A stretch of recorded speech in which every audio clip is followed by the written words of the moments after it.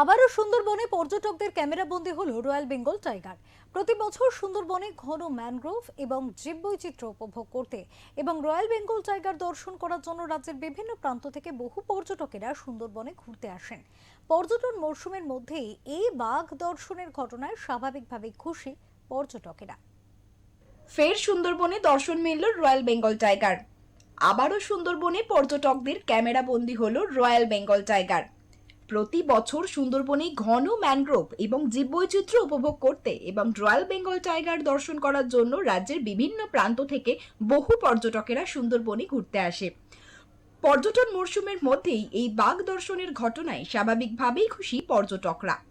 পাঞ্জাব থেকে ঘুরতে আসা একদল পর্যটক সুন্দরবনে ঘুরতে আসে।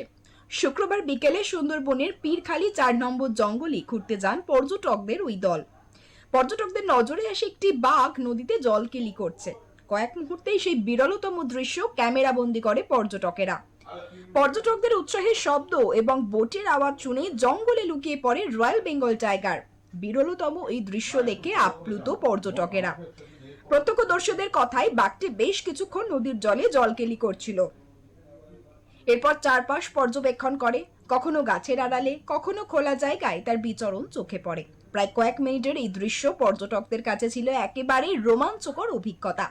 অনেকেই জানান, সুন্দরবনে একাধিকবার এলেও আগে কখনো এত কাছ থেকে রয়্যাল বেঙ্গল টাইগার দেখার সুযোগ হয়নি।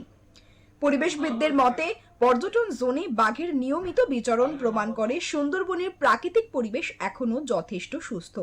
দক্ষিণ ২৪ পরগনা থেকে গোপাল শীলের রিপোর্ট, ওঙ্কার বাংলা।